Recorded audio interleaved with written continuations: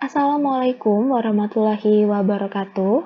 Halo teman-teman, perkenalkan nama saya Vira Dian Safitri dengan nomor induk mahasiswa 061940512049 dari jurusan Akuntansi Program Studi D4 Akuntansi Sektor Publik Politeknik Negeri Sriwijaya.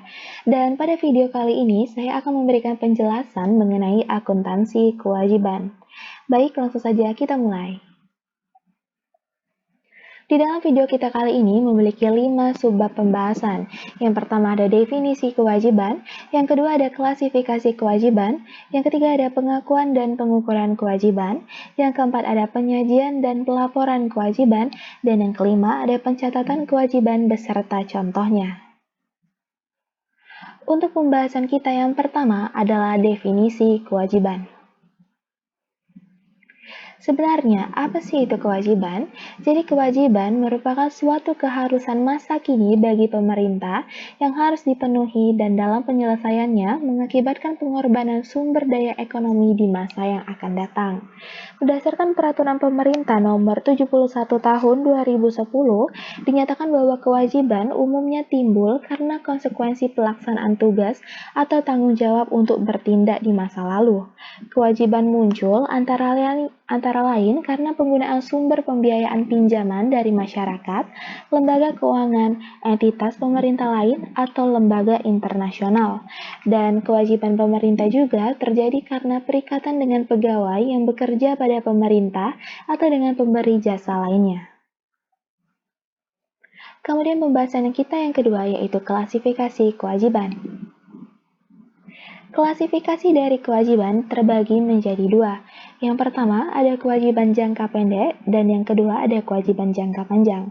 Kewajiban jangka pendek merupakan kelompok kewajiban yang diselesaikan dalam waktu kurang dari 12 bulan setelah tanggal pelaporan. Dan kewajiban jangka pendek ini terbagi menjadi 6 jenis. Yang pertama ada utang perhitungan pihak ketiga atau PFK, yang kedua ada utang bunga, yang ketiga utang lancar, bagian lancar utang bunga jangka panjang, yang keempat, pendapatan diterima di muka. Yang kelima, utang beban. Dan yang keenam, ada utang jangka pendek lainnya. Kemudian kewajiban jangka panjang merupakan kelompok kewajiban yang penyelesaiannya dimulai setelah 12 bulan sejak tanggal pelaporan. Dan kewajiban jangka panjang terbagi menjadi 4 jenis. Yang pertama ada utang dalam negeri sektor perbankan, yang kedua ada utang dalam negeri obligasi, yang ketiga ada premium atau diskonto obligasi, dan yang keempat ada utang jangka panjang lainnya. Kemudian pembahasan kita yang ketiga berikutnya adalah pengakuan dan pengukuran kewajiban. Berikut adalah prinsip pengakuan kewajiban yang terbagi menjadi 4. Yang pertama ada kewajiban diakui jika besar kemungkinan sumber daya ekonomi akan dilakukan untuk menyelesaikan kewajiban yang ada sampai saat pelaporan dan perubahan atas kewajiban tersebut mempunyai nilai penyelesaian yang dapat diukur dengan andal. Kemudian yang kedua, kewajiban diakui pada saat dana pinjaman diterima dan atau pada saat kewajiban timbul. Kemudian yang ketiga, kewajiban dicatat sebesar nilai nominal. Dan yang keempat, kewajiban dalam mata uang asing dijabarkan dan dinyatakan dalam mata uang rupiah menggunakan kurs tengah Bank Indonesia pada tanggal neraca. Berikutnya adalah pengakuan kewajiban berdasarkan sifat kejadiannya. Pengakuan kewajiban berdasarkan sifat kejadiannya ini terbagi menjadi 4. Yang pertama, ada dengan pertukaran. Kewajiban diakui ketika satu pihak menerima barang atau jasa sebagai ganti untuk memberikan uang atau sumber daya lain di masa depan. Satu contoh dari transaksi dengan pertukaran adalah pada saat pegawai pemerintah memberikan jasa sebagai penukar atau ganti dari kompensasi yang diperolehnya yang terdiri dari gaji dan manfaat pegawai lainnya.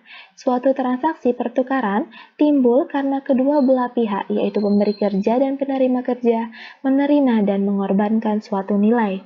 Kewajiban kompensasi meliputi gaji yang belum dibayar dan jasa telah diserahkan dan biaya manfaat pegawai lainnya yang berhubungan dengan jasa periode berjalan. Kemudian yang kedua, ada tanpa pertukaran. Kewajiban harus diakui atas jumlah terutang yang belum dibayar pada tanggal pelaporan. Beberapa jenis hibah dan program bantuan umum dan khusus kepada entitas pelaporan lainnya merupakan transaksi tanpa pertukaran. Ketika pemerintah daerah membuat suatu program pemindahan kepemilikan atau memberikan hibah atau mengalokasikan dananya ke pemerintah daerah lainnya, persyaratan pembayaran ditentukan oleh peraturan dan hukum yang ada dan bukan melalui transaksi dengan pertukaran. Kemudian berikutnya adalah kejadian yang berkaitan dengan pemerintah. Kewajiban yang timbul di luar dari kendali pemerintah. Diakui sama dengan transaksi dengan pertukaran. Pada saat pemerintah secara tidak sengaja menyebabkan kerusakan pada kepemilikan pribadi, maka kejadian tersebut menciptakan kewajiban. Sepanjang hukum yang berlaku dan kebijakan yang ada memungkinkan bahwa pemerintah akan membayar kerusakan, dan sepanjang jumlah pembayarannya dapat diestimasi dengan andal. Contoh dari kegiatan ini adalah kerusakan tidak sengaja terhadap kepemilikan pribadi yang disebabkan pelaksanaan kegiatan yang dilakukan oleh pemerintah. Kemudian, kejadian yang diakui pemerintah. Kewajiban diakui berdasarkan kejadian-kejadian yang tidak didasarkan pada transaksi, namun kejadian tersebut mempunyai konsekuensi keuangan bagi pemerintah karena pemerintah memutuskan untuk merespon kejadian tersebut. Dan contoh berikut akan mengilustrasikan pengakuan kewajiban dari kejadian yang diakui oleh pemerintah. Suatu kerusakan akibat bencana alam di kota-kota Indonesia dan DPR mengotorisasi pengeluaran untuk menanggulangi bencana tersebut. Kejadian inilah merupakan konsekuensi keuangan dari pemerintah karena memutuskan untuk menyediakan bantuan bencana bagi kota-kota tersebut. Dan inilah yang disebut dengan kejadian yang diakui oleh pemerintah. Kemudian pembahasan kita yang keempat, yaitu penyajian dan pelaporan kewajiban. Pelaporan kewajiban. Kewajiban akan dilaporkan di neraca dan diungkapkan dalam catatan atas laporan keuangan atau CALK. Utang pemerintah harus diungkapkan secara rinci dalam bentuk daftar skedul utang untuk memberikan informasi yang lebih baik kepada pemakainya. Dan berikut adalah format kewajiban ketika disajikan pada bagian neraca. Di sini teman-teman bisa melihat bagaimana formatnya. Kemudian berikut adalah format kewajiban ketika disajikan pada catatan atas laporan keuangan.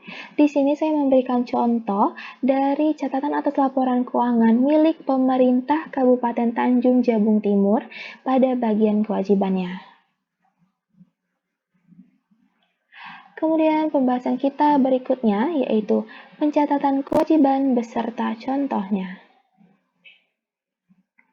Berikut adalah pencatatan kewajiban untuk yang timbul karena diperolehnya pinjaman yang merupakan kewenangan dari OPD. Di sini teman-teman bisa melihat bagaimana jurnalnya atas beberapa transaksi dan dilakukan pencatatan oleh OPD.